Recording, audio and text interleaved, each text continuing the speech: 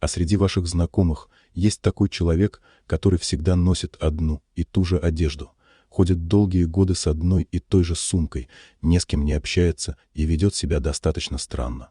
Большинство его считают неудачником по жизни, а остальные уверены, что в закромах у него столько денег, что безбедная старость обеспечена не только ему, но и его детям. Но британец, о котором сегодня пойдет речь, мог бы получить медаль. Он строил из себя бедняка долгих 15 лет.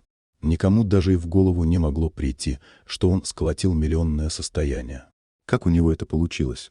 Начнем с самого начала. В начале 2000-х один бизнесмен по имени Алан Йоманс объявил себя банкротом. В этом нет ничего удивительного, с каждым может случиться подобное. Алан донес информацию в соответствующие органы, что его бизнес приносил одни убытки, поэтому он вынужден был продать не только свою фирму, но и всю свою собственность, чтобы расплатиться с долгами. Несмотря на все действия, у него еще остались кредиты.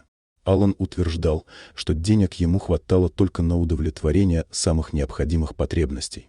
Что тут говорить о покупке жилья? Мужчина объявил себя банкротом и поселился в сарае. Друзья перестали с ним общаться. И такое тоже часто случается с людьми, которые теряют свое финансовое положение в обществе. Те, которых он считал близкими людьми, теперь просто смеялись над ним.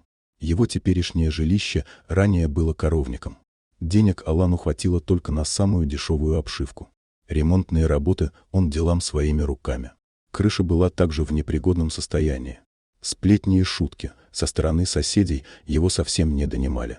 Он ни с кем не общался, только изредка выходил на улицу. Одевался мужчина очень скромно. Всегда ходил в одной и той же рубашке и в одних штанах, как будто других вещей у него и не было. Алан каждый год должен был приходить в суд, чтобы подтверждать свое материальное положение, и он всегда приходил в назначенный день. Но однажды он не явился. Органы среагировали быстро и приехали к Алану домой. Полицейские быстро нашли его жилище, которое действительно снаружи выглядело как сарай. Но фасад дома производил намного лучшее впечатление. Когда по их требованию мужчина открыл двери, полицейские онемели от увиденного. Они увидели огромную лестницу, которая была устелена красной дорожкой, обшитой золотыми нитями. В интерьере использовались только самые дорогие породы дерева. На стенах висели оригиналы картин известных художников, которые стоят целое состояние. В помещении были установлены красивые статуи, а с потолка свисали шикарные люстры. И это только то, что было заметно с первого взгляда.